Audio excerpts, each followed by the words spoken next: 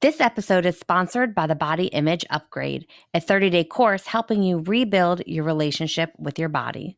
Tools, resources, and daily exercises to upgrade your body image. Learn more at bodyimageupgrade.com and enter the code podcast for 50% off. Welcome to Breaking Body Biases, a podcast about creating health and happiness without worrying about your weight. I'm Christine DeFilippis, certified fitness professional, studio owner, and creator of FitPro Ed, an online education platform for group fitness instructors. Join me every week as I interview fellow fitness pros, dietitians, wellness practitioners, and a wealth of others who are sharing their journey and helping to destroy diet culture. Welcome to episode 18 of the Breaking Body Biases podcast. This is Christine, your host. I'm so grateful to have you here in this community. And if you could just do me a favor, can you take a minute and rate and review the show wherever you listen to podcasts? You can even leave a voicemail right on our website. We love hearing from you. We love hearing from people who connect to the show, who feel connected to our guests and resonate. The messaging that we share resonates with each listener. So if you could take a minute, rate, review wherever you listen to the podcast, I would be ever so grateful. We have some amazing new themed episodes coming your way. So if you have any specific questions for myself, maybe an episode sparked a question that you have with a previous guest, you can email me those questions, or as I mentioned, you can leave a message right on our website.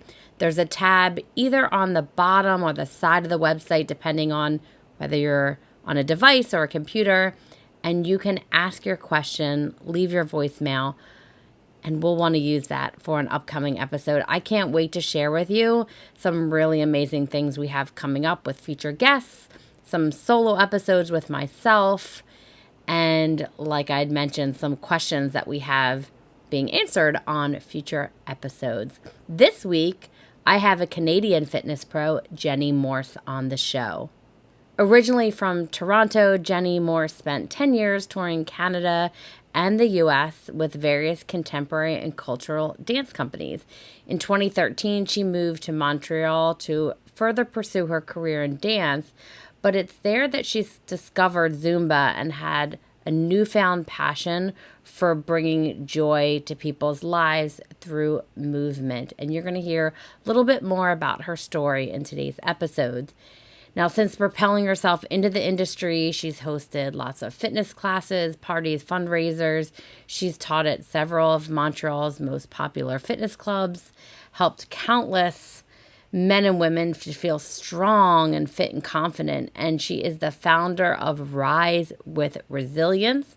We'll learn a little bit more about that. It's an online community of body neutral fitness programs to help you really feel strong and not really focused on how you look. We talk about that in the episode, how she got into fitness a little bit deeper, her experience working at a bodybuilding gym, the problems that she sees in the fitness industry, and some actionable steps that you can take, some tips on how you can approach life and fitness from a body neutral perspective.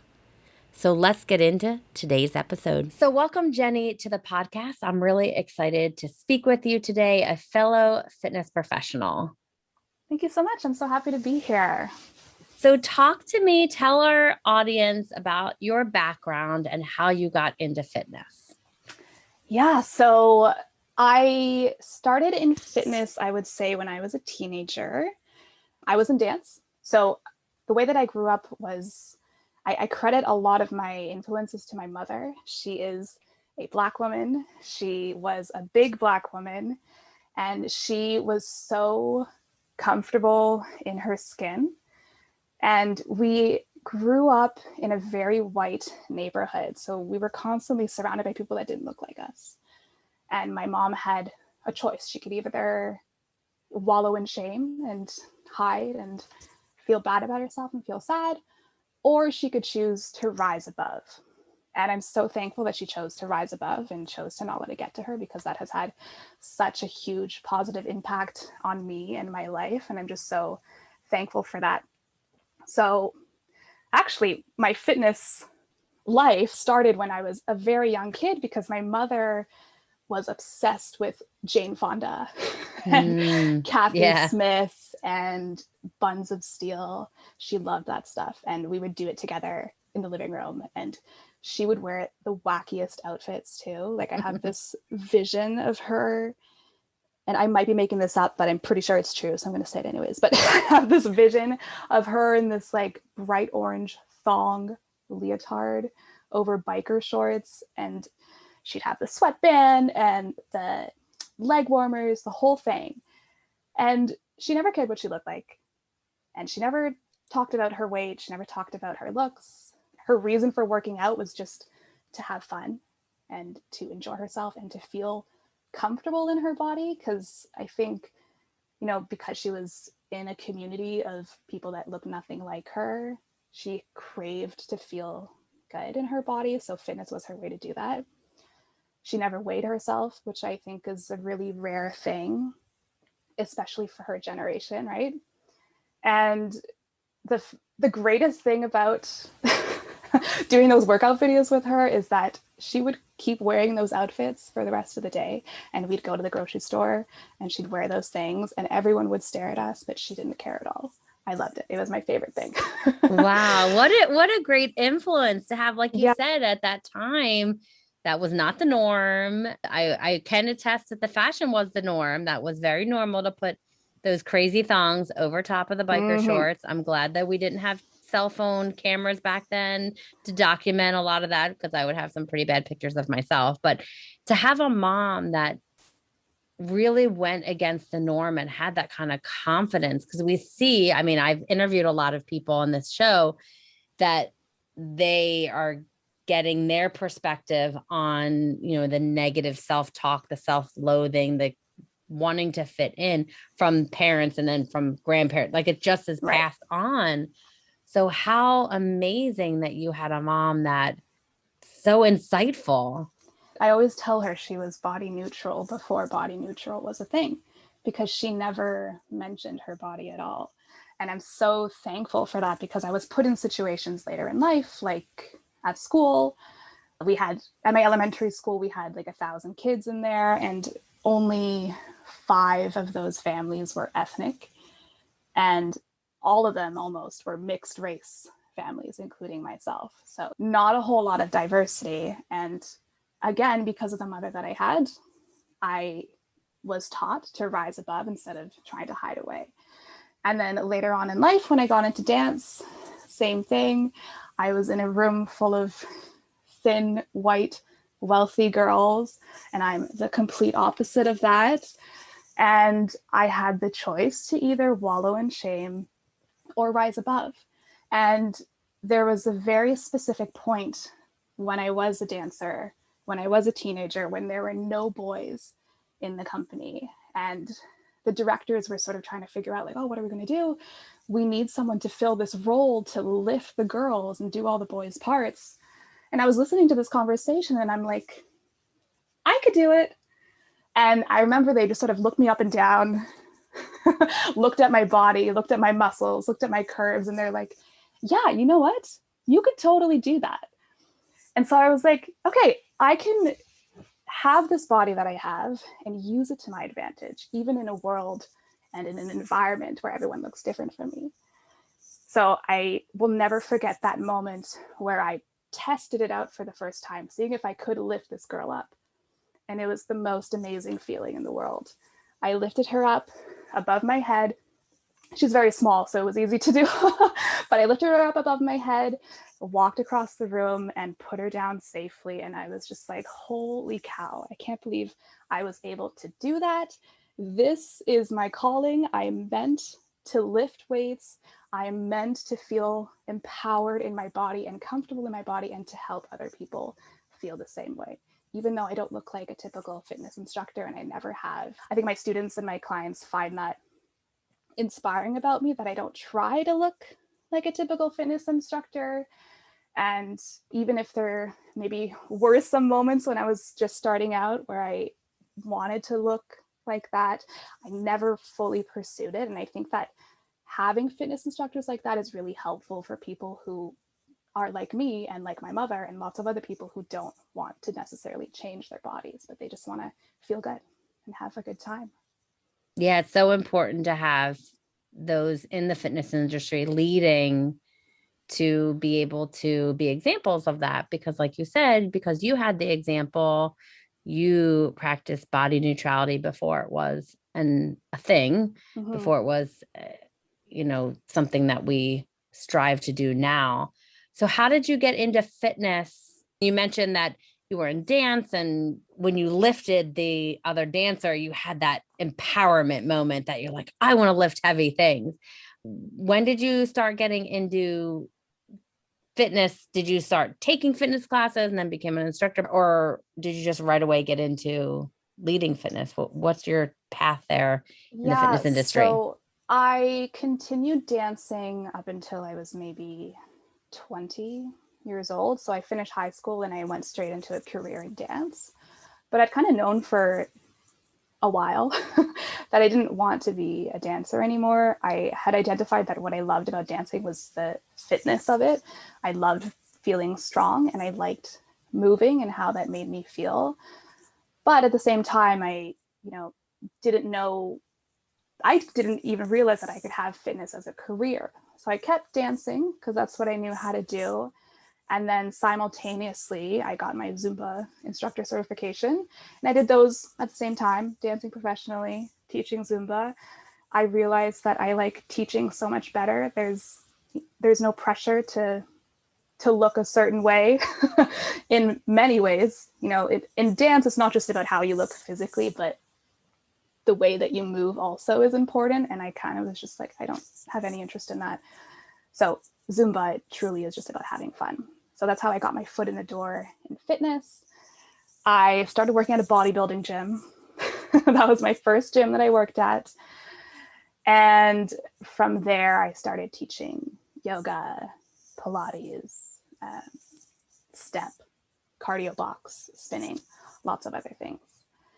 And that's how I So, started. how about that bodybuilding gym? I would Mm-hmm. think that someone that comes from a body neutral mindset, Yeah. how did that fit into everything, working at a place that their purpose is on aesthetics? Mm-hmm. It's interesting. So I think part of it was that I was away from home for the first time and I wanted so badly to be a successful fitness instructor. So I was really quite excited to work at this bodybuilding gym. But as I said, I don't have the typical fitness instructor, personal trainer body. I did receive comments from the members about how, oh, because I'm not in as good a shape as the other instructors, my class isn't going to be as intense. It's not going to be as hard. They're not going to get a workout. I remember there was a personal trainer who told me one time to stop drinking my calories. And I was just sipping on a box of juice because I was teaching Zumba and yoga back to back. I had a 15-minute break. I needed some energy. And so that's why I was drinking this orange juice. And he said this to me and I kind of laughed it off. But in the back of my mind, I was like, I like orange juice. Why can't I just drink the orange juice? So I started to feel like it is so silly that we care so much about what we look like. It really doesn't have to matter.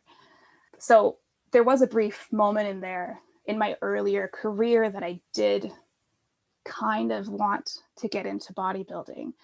I admired female bodybuilders for their strength and also for getting into an industry that is male dominated. I admired that about them as well. But just as I started to talk to them and I was fully immersed in that gym, I was like, this is not for me. But I stayed there and I embraced my different way of teaching. I subscribed to body positivity and it was something that I preached a lot. And I noticed my classes started to get fuller. I think people appreciated that I was offering something different to them. I think people appreciated that I didn't tell them that, oh, it's been a long winter, it's time to get in shape for summer, let's build those summer bodies. So people really appreciated that, and I saw that, and it was also helpful for me personally as well. So it was just all around good for everyone. But yeah, it was a tough place to start off your career. But again, I credit my mother to, having given me the skills to deal with that. And thankfully, my little phase of wanting to be a bodybuilder didn't last very long, and I, got back to my senses pretty quickly. There's a few things that I want to unpack that you just mentioned. You mentioned body positive that you were doing. You mentioned that in like a past tense that you were doing that. Yeah. And then we've talked a little bit about body neutrality. So I know there's a lot of conversation right now about body positivity, body neutrality. So what are your thoughts on those two, frameworks? Yeah, body positivity is a wonderful thing, and it definitely has its place in the world. I think my struggle with it as, time went on was I felt that it became hard to be positive about my body all the time, and it's something that I realized that other people felt the same way about too. It's just not realistic for a lot of people, and it can turn into toxic body positivity when you're constantly fed these messages that you're beautiful, you're amazing, you're gorgeous, love yourself. Sometimes you don't. And what happens on those days that you don't? You start to feel bad about yourself. And that's not good. Yeah. So that's, unfortunately, even though body positivity was started with good intentions, over the years, it has also been co-opted, and it's turned into something else. And now it's become another unrealistic ideal of how you should think about your body, right? So when I discovered body neutrality, I was like, okay, this is a lot more realistic. This feels a lot more natural. This is something that I've always believed in anyways, but now it has a term. So now that's what I preach a lot more. And body neutrality, it's similar to body positivity, but the big difference is that it takes body image out of the equation completely. It's being okay, accepting your body, but what you look like has nothing to do with it. You're accepting your body for everything that it does for you, for the simple fact that you can get up out of bed and make yourself breakfast. Like, wow, that's amazing. My body can do that. That's so great. Has nothing to do with what you look like. And I've spoken to a lot of people about this. And the other thing too about body positivity, which I'm finding, is that it can be harmful for a lot of people to be given messages to love their body.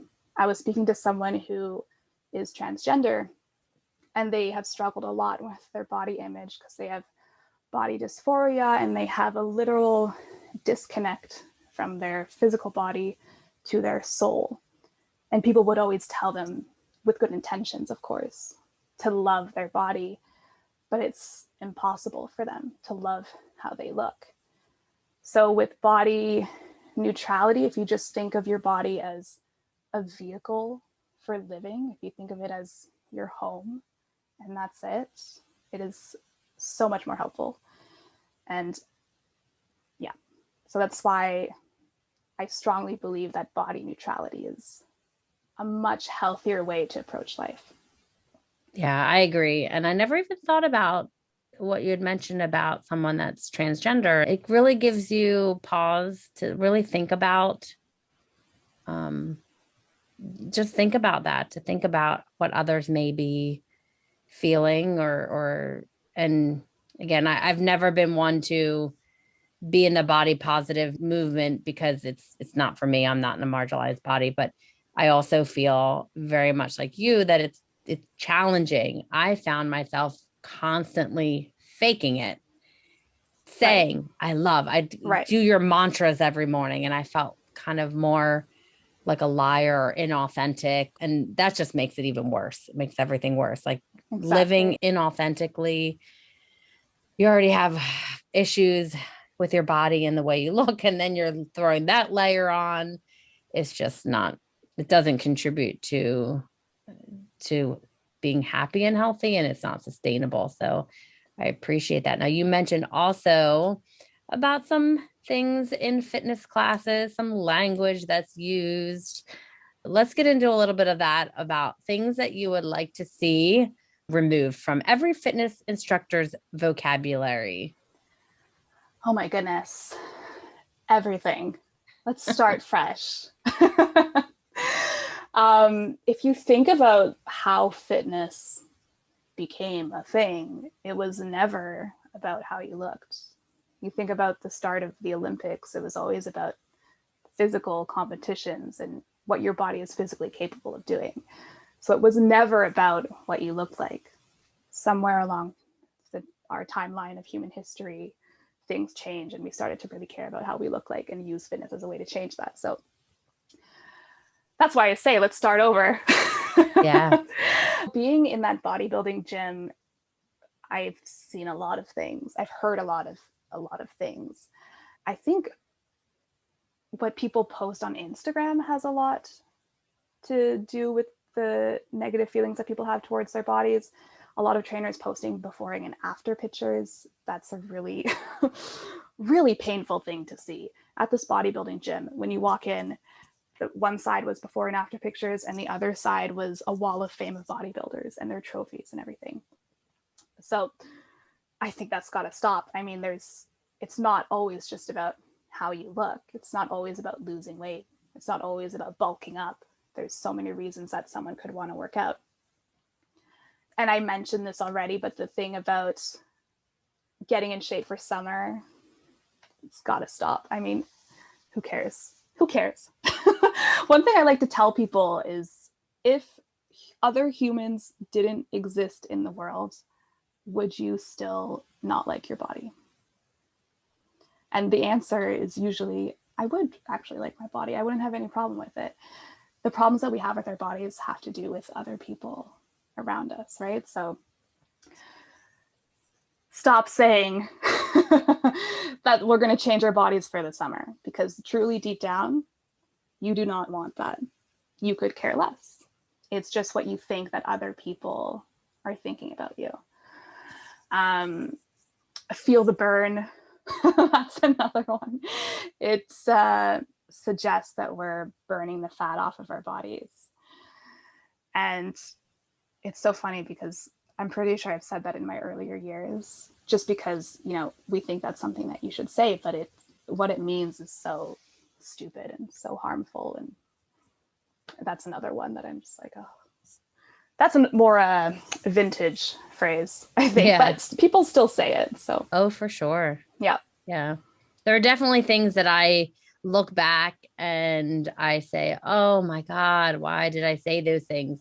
Because you learn and you realize why it could be damaging and why it's not helpful and what you could do better. But we all have to start somewhere. And hopefully, if there's any fitness instructors that are listening, they can start evaluating what they're doing right now, because the fitness industry, we are affecting so many people.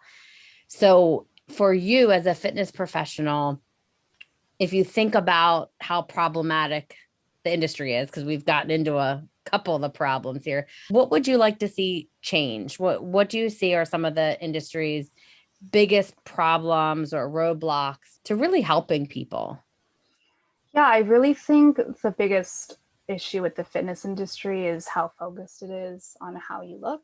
Even if it's, of course, the negative messages about how you look, that's obviously very harmful. But even, you know, the toxic positivity of trying to get people to love their bodies, that is harmful as well. And I do see in my communities and the people that I hang out with that there is a shift towards more feel good fitness that's more about being happy, feeling good, fitness that's more functional as well. So this is a shift that is starting to happen, and I think needs to continue happening, is just removing the idea that you need to change your body in any way. Because honestly, most people truly don't want to change their body. They just think that they do because that's what they are told that they should do. But truly deep down, that's not what they want. So it's important to offer this much healthier and holistic option to people of working out for a reason that has nothing to do with how they look. Yeah, that would be nice if we saw a lot more of that in the fitness industry. It's happening slowly, but it's, the more people that adopt this way of thinking, the better it is going to be for the whole world. Yeah. So what advice do you have for people that are, listening right now? Maybe they're feeling a little fed up with diet culture. Maybe they've had a goal to be healthier. What kind of advice do you give to those that want to pursue health and fitness as we are bombarded with diet culture, garbage in our ears on either side? What advice can you give to people? So the diet culture garbage is going to be here for a long time, unfortunately. So it's important that we learn as soon as possible the skills to rise above and to try to mute it or put it on pause. One of the things that I preach a lot and I tell people all the time has to do with the clothes that they wear. Keeping only the clothes that fit you, and not holding on to the clothes that used to fit you when you were 21 or before a baby. Just having those clothes in your wardrobe, it's reminding you constantly like, oh, maybe I should shrink my body to be able to fit into those clothes. And you don't have to. So that's a big one. Also, in regards to clothing, you should be happy in it. You should wear things that not necessarily make you look good, of course, but that you feel comfortable in. Clothes, again, that fit you, clothes that you like the color of, and they spark some sort of an emotion other than sadness. Even if you're not able to get to the point of being positive in the clothes that you wear, you can at least feel neutrally in the clothes that you wear.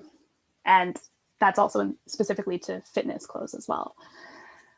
So like when you go shopping, I think the first thing that you should look at is the color. Find a color that sparks a positive or neutral or okay emotion. And then from there, try and close on, making sure that it's comfortable and that you feel like, oh yeah, I could work out in this and I could feel good in my body. That is amazing. And you're talking to someone right now that hates shopping. One, because of diet culture is a huge part of that. Having, issues with my body for many years, I've always been turned off to shopping for that very reason. But also I'm just not very fashionable. So I don't really know what to buy. I rely on my sister. I really need a stylist. But those are great tips, like going for color. I've never even thought about that. I have colors that I like, and I could go in and pick out something. It's like, oh, that color, that's just that I'm drawn to that, or for whatever occasion, that would be great for that mood. And I love the fact that we're buying clothes now for comfort, to feel good, like to actually fit into the clothes, like that they actually fit our bodies. Exactly. I spent so many years trying to just find the clothes that made me look the slimmest. Do these pants make me look slim? And I didn't give a crap about if they were comfortable. No. Yeah. Most of them were very uncomfortable. Exactly. They dig into your stomach. They're way too tight. You sit down and your belly's, flopping over. I got to say, little tangent. I'm so happy skinny jeans are no longer in style. I got rid of my skinny jeans recently. I bought some baggy jeans. I am a much happier person. They fit me. I can sit down. I can breathe. I can eat.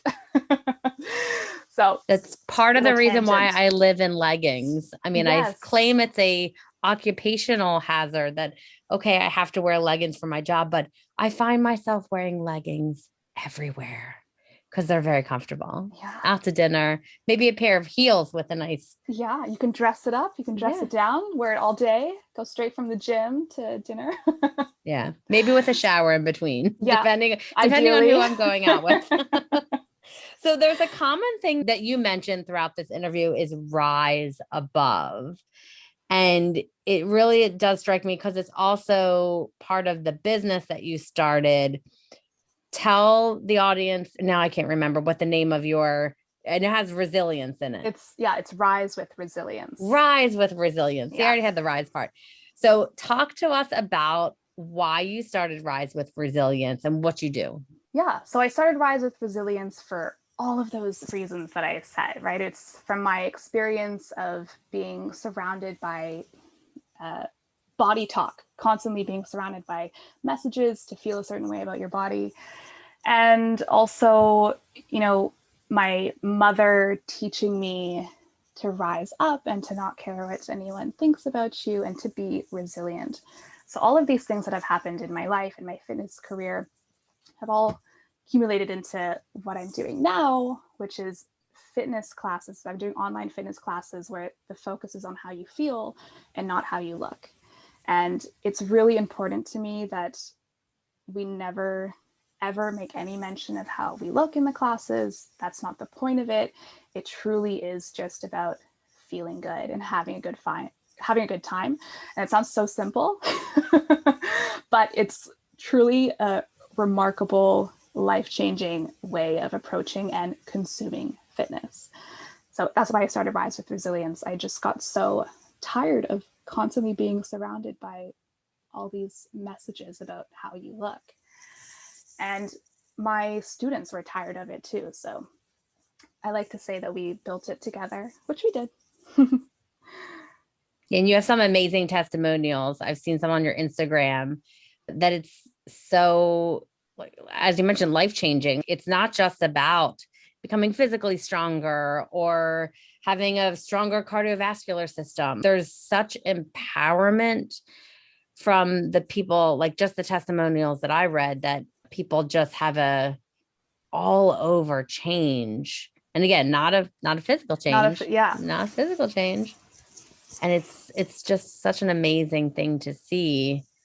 And it affects them in their daily life as well. It's not just in the class, but they're able to go off into the world and experience life and without even thinking about how they look like, the way that I teach in a way that allows them to put their body image on the back burner. And it's still kind of there, but it's not, at the forefront of their everyday life. It's not something that they put so much value on anymore. So it affects them positively every day, all day. Yeah. And I teach online Zumba, HIIT. I call it Happy HIIT. And then I have Blissful Bar and Yummy Yoga Lattes. Those are the classes that I teach. Oh, I love those titles. Even the names, it sparks positive, happy emotion, which is important to me. And if anyone's looking to enjoy some of these wonderfully named classes, I'll put Jenni's information to Rise with Resilience, and your Instagram page has a lot of great little mini workouts and things like that, and great content that you will want to follow and connect with Jenni anywhere right now, because again, your classes are online, so you could be anywhere in the 100%. World and experience this body neutral, empowering movement. So I like to ask a couple questions of everyone that's on the show, just some favorite things. So I love to know what your favorite way is to move your body. Oh, dancing, 100%. In my Zumba class when I'm teaching, but a lot of the times, specifically at the end of my Zumba class, I keep the music going. I go into my kitchen, I make a smoothie, and I just keep the party going. Dancing is like the ultimate source of joy for me. Yeah, I agree with you there. That's my favorite too. And your favorite way to practice self-care? Favorite way to practice self-care is self-respect, probably. Removing myself from situations that I feel uncomfortable in, removing myself from relationships that I feel uncomfortable in, environments that I feel uncomfortable in, and just making sure that I feel respected by other people and by myself as well.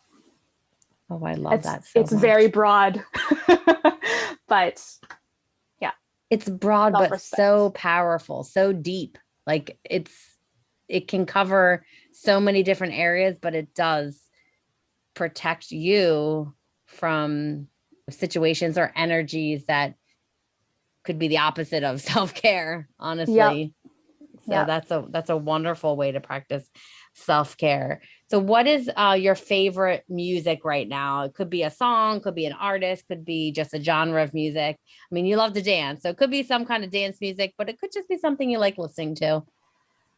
I love everything, but I think in the past year we've had, with all of the racial issues that have been popping up, I've been really feeling this craving to reconnect with my Africanness. So I've been really listening almost every day to Afrobeat music. There's a really great Spotify playlist called Afrobeat. It's really fantastic. I suggest everyone to listen to it. And it's great for dancing too. Dancing in your kitchen.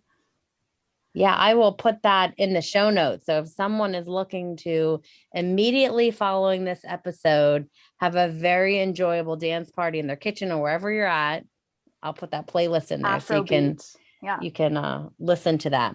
And then I know this past year, we've all been locked down in our homes more so than being outside of our homes.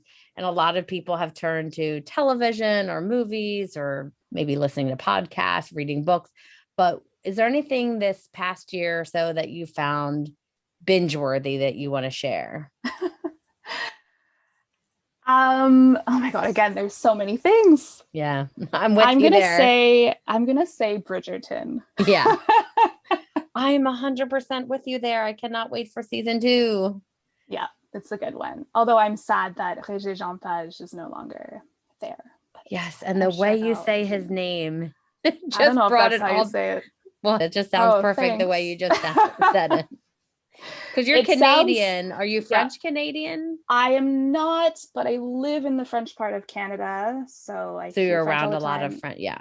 You're around My a lot mom of French is speaking. Francophone because she's from Madagascar, which is a French country. So I myself am not bilingual, but I have lots of French influences. So interesting. I can fake a good accent. You can. I do not have a knowledge of the French language, but that sounded beautiful. Oh, thank you. You can definitely fake it anytime you want. I loved having you on the show today. I love chatting with you and connecting with you and sharing some of your insights. And I have to just tell you, I love your mother. Oh, I'm going to tell her that. I think that if there were more people like that, because a lot of it is passed, like I said, generation to generation. And I see like you and the other guests that we've had on the podcast that are doing this work now, that future generations can be more like the way you had your upbringing. I mean, it's just amazing. And then the whole society starts to change. It's going to take a long time. It takes a long time, but that's why the work that you're doing as well is extremely helpful. So thank you for starting this podcast and your Instagram and everything. It's so helpful. Well, thank you for being on the show, and we can't wait to connect with you more. Like I said, all of Jenni's information will be on our website in the show notes so you can connect and learn more. Thank you so much for being on the show. Thank you for having me.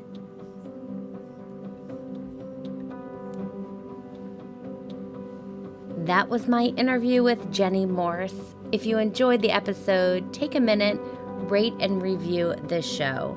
You can also connect with Jenni, learn more about her, ask her any questions by going to the Breaking Body Biases website.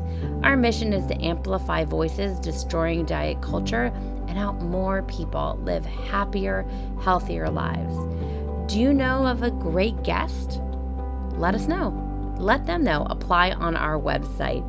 Thank you for tuning in today, and we look forward to bringing you a brand new episode next week.